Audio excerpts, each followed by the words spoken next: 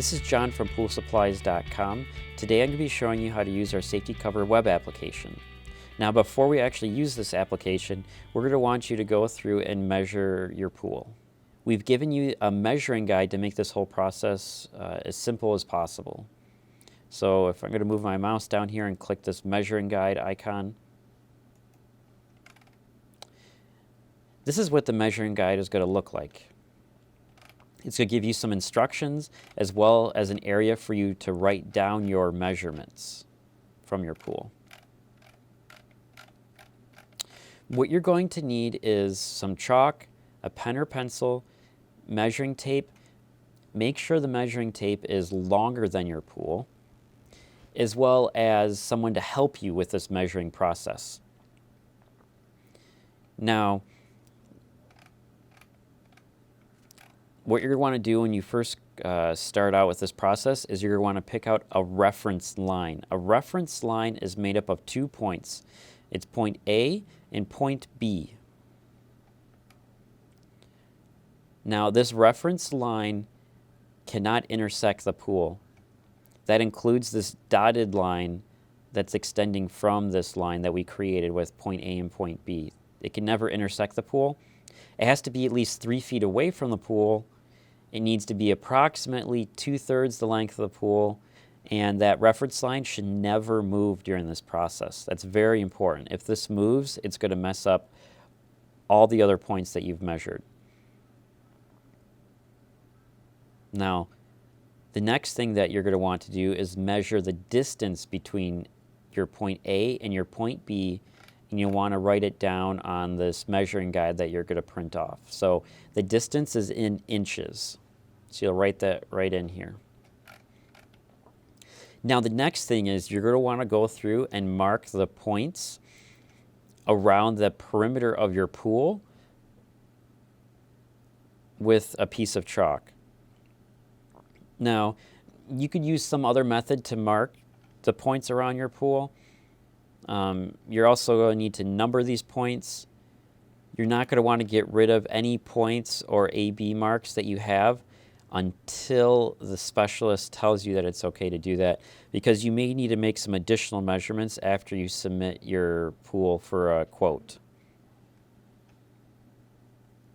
So first, in our diagram, we mark our point 1 right here, and we number it. We mark a point 2, we number it. So we're going to continue with this process around the entire pool. As you notice though, if we keep going, we're going to hit this waterfall. This waterfall is an obstruction, and it has its own numbering system. So it may be hard to tell in this video, but where I'm moving this mouse is 0.5, and over here at the other side is 0.6. And then we're going to continue around, counting out our points as well as marking them around the perimeter of the pool. If you have an attached spa, you're going to want to go around the outside and the inside of the spa and continue to mark those points until we get to the beginning point. Now a few things to know about how you pick your points is they should be close together, and if it's a tight turn, they need to be closer together than if it's just a straight line. So just keep that in mind. The more points you put on, the better, because it's going to give us a better idea of what your pool is. Now, I'd say for the most part, unless it's a really tight curve, every 12 inches is plenty. If it's a straight line, you could probably get away with putting them every 3 feet. But in general, the more points you have, the better. So after you've marked and numbered the points for the perimeter of your pool, you're going to want to measure the distance from our A point to each one of these points, as well as the distance from our B point to each one of these points. So what we recommend is that someone holds the measuring tape at point A and then measure the distance to point 1, and then move the measuring tape to point 2 and measure the distance between point 2 and point A. The reason why we do this is this reduces the chance that the starting point of the measuring tape shifts or moves. So just keep that in mind. And then measure out all the points from A to that point. And then once you get back to the beginning, do the same thing from B to all these other points. Now you're going to want to measure the feet and inches. So if you look here on the diagram, we've already numbered them as well as give you an A and B column. Make sure that you write it in feet and inches and that the numbers that you use on the pool are the same numbers that are on this form. You're not going to be mailing or faxing this form to us, but when you go to enter the information into the application, it needs to be accurate.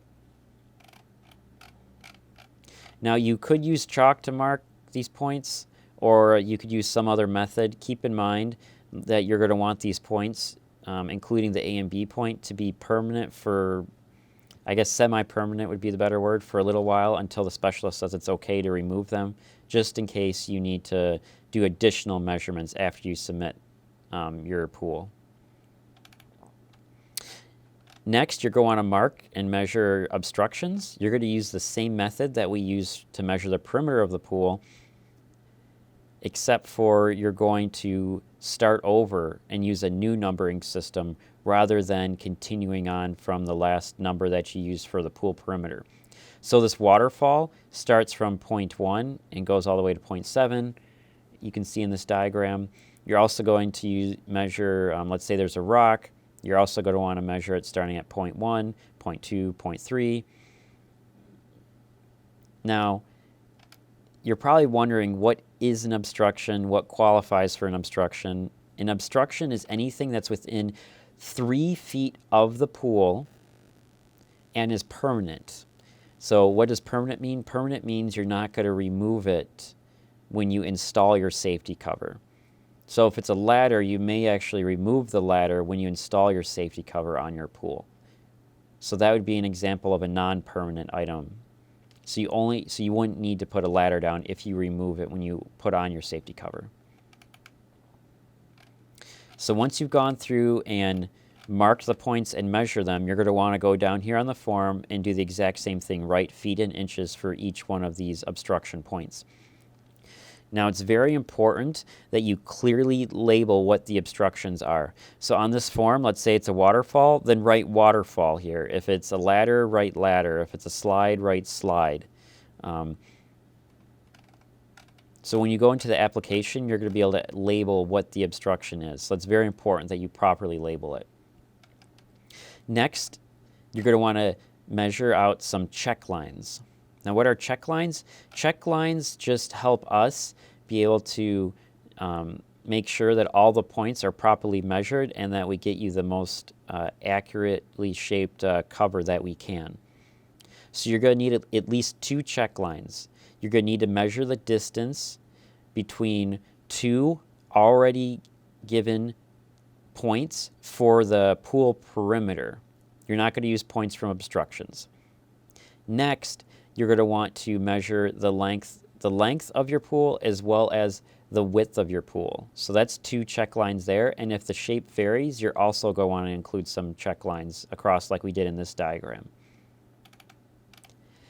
I hope I gave you guys enough information to measure your entire pool, but if you have any additional questions, you can call us toll-free at 1-800-356-3025. That's 1-800-356-3025.